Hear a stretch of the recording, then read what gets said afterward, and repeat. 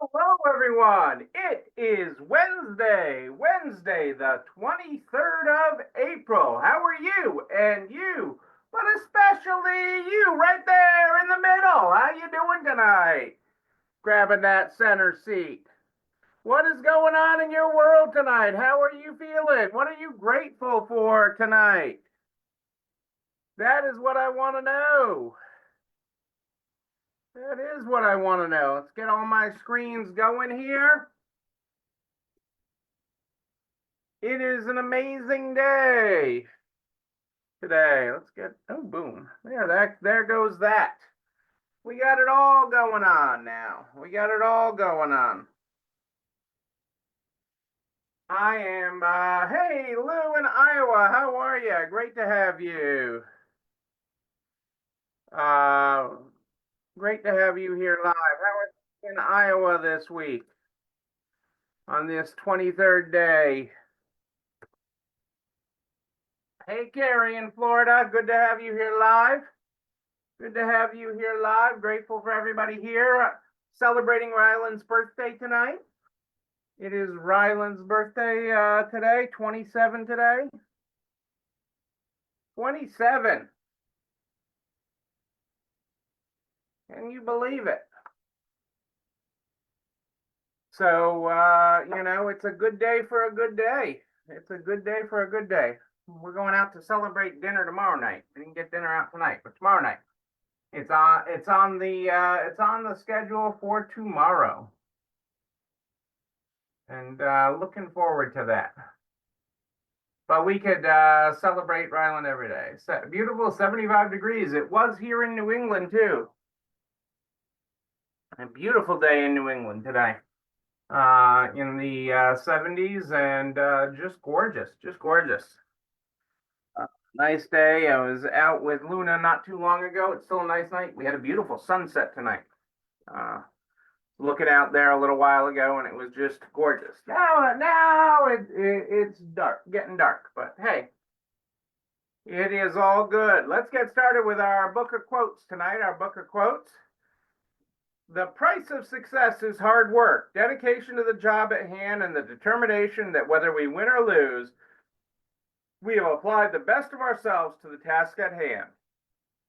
The price of success is hard work, dedication to the job at hand, and the determination that whether we win or lose, we have applied the best of ourselves to the task at hand. That is a good one. And that's one of the things we're going to talk about tonight, the task at hand. Because it was an interesting thing in the news, in the news today, in retail news. And so I thought we'd talk about that a little bit. Because it's always interesting when the big guys report something to Wall Street, that they're doing that they think is going to make things better. Okay. That they are doing to make their business better, or they're telling Wall Street is going to improve their profits.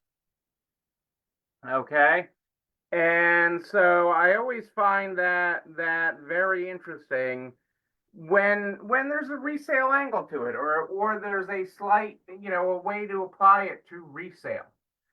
So I always look at that with great intent, and say, hey, where is that? Where does that lane fall? And what can we do with it? Is there an opportunity there? Is there an opportunity? And I think with this one there is. So I assume all of you are familiar with Rent the Runway, the Designer Duds resale service. Think fancy event dress that you need. They do more than that, but they, think you're going to the Oscars and you need a dress, but you don't want to buy one because, you can't be seen in the same dress twice. If you're going to the Oscars, you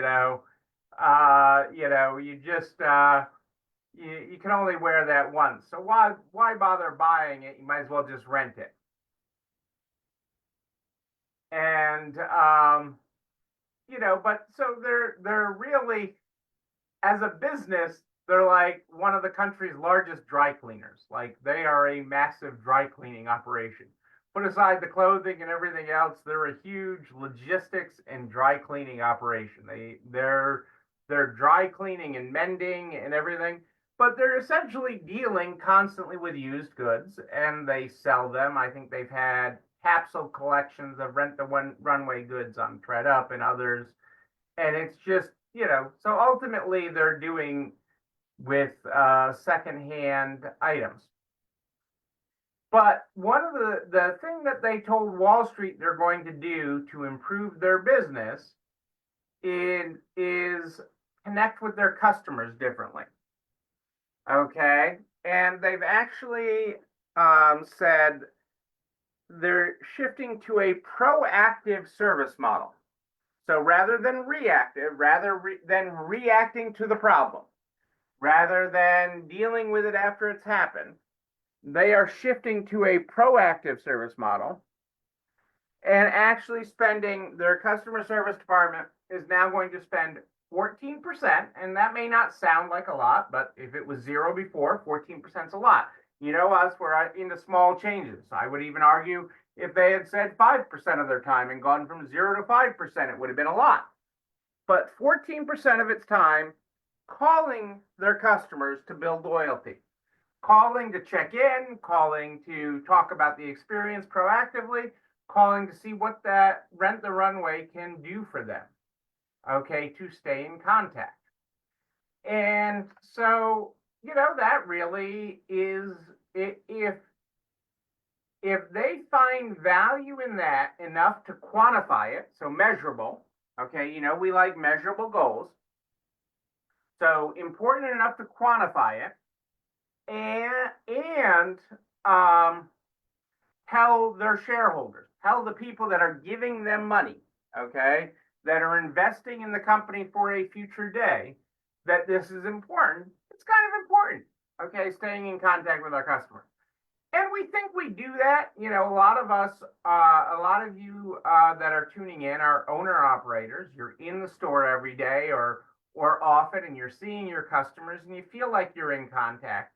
You may run into them in the bank or in other places in town. I mean, it's why my staff doesn't let me go anywhere, because I run in and I spent to some place and I'm talking for an hour. If they need change at the bank and they need it back right now, they don't send me.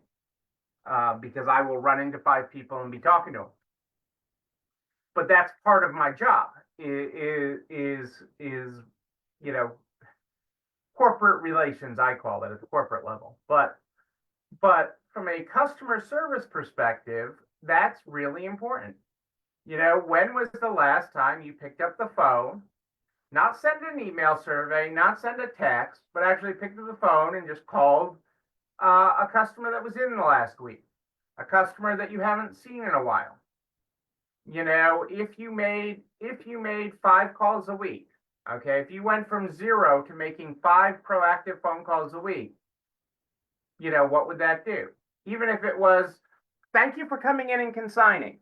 I saw you were in this week. Thank you so much for stopping by and shopping. I hope you really love that top you got, or that couch you picked up from our furniture store, or that new dining room table. Okay, just a simple thank you, and connection. And in this world with lack of connection, okay, would that help you even further stand apart, okay, and create connection with your customers? We've seen it work, so a lot, we do see this, and at the higher end levels, at the higher end stores that are dealing with true luxury items, think average price point of like $100, do this, and they call it clienteling, okay, working their clients. And if you got real salespeople that were real sales oriented from a past career, or they worked in a high-end store, they may have done this.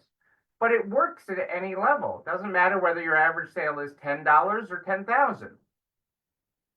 And obviously Rent the Runway's price point is higher for an average ticket, but than a lot of stores who might only have a $30 average sale. But these touch points, these lessons are the same, and Rent the Runway is doing this because there tends to be a decent lag time between transactions. But that doesn't mean there's a lag time between need. You might have one time a year that you're going to the Oscars, but you're going to a friend's soiree or fancy birthday party or something else that you could use an outfit for.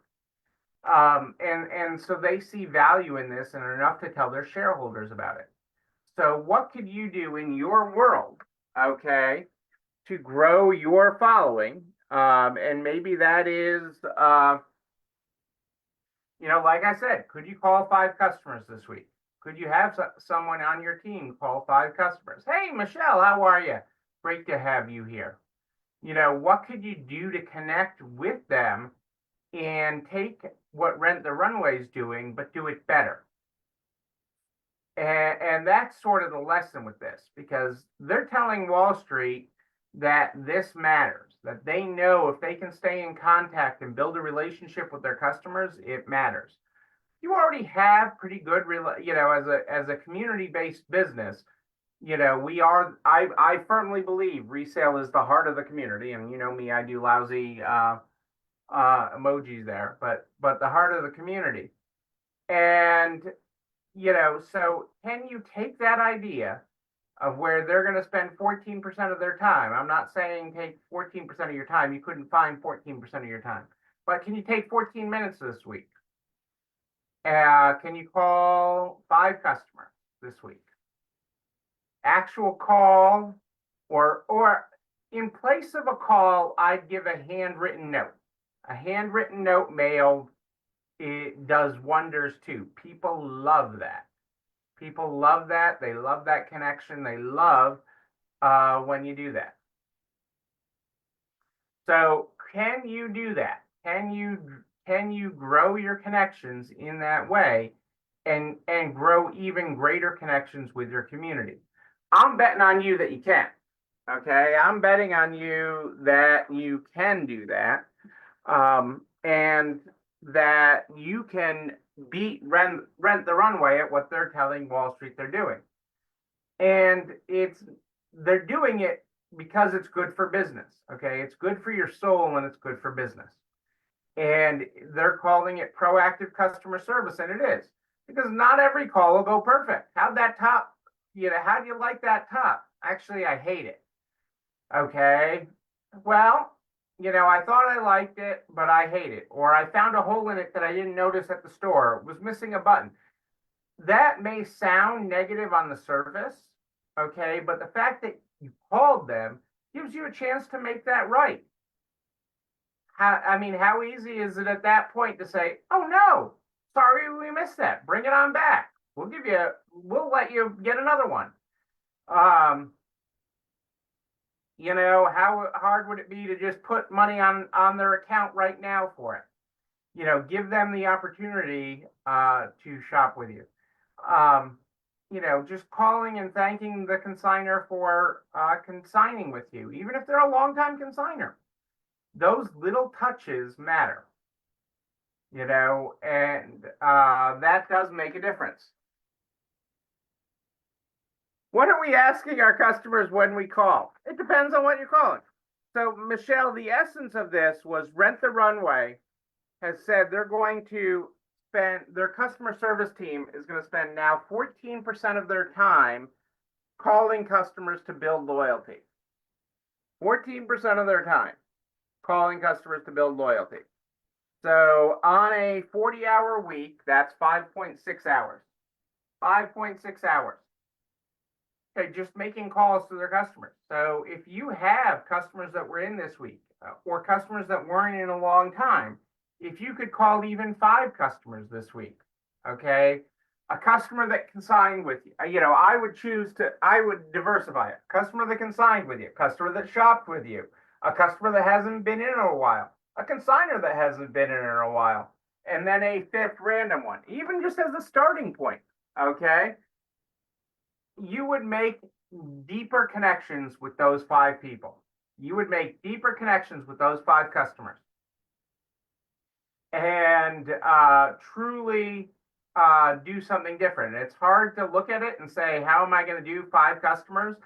Okay, when I don't have time, that's why I'm not saying 14% of your customers. I'm not saying 14% of your time, but I am saying start somewhere. Start with 5 and work your way up from there and make it a new habit. And a text doesn't count and an email doesn't count, but a card in the mail, a handwritten card in the mail does count. I would allow that in place of a phone call. And just it's creating a deeper bond with the people that make your business. That's what it's all about. That's Rent the Runway liked the idea so much that they dedicated 14% of their customer service time to this, and okay, and they told Wall Street about it.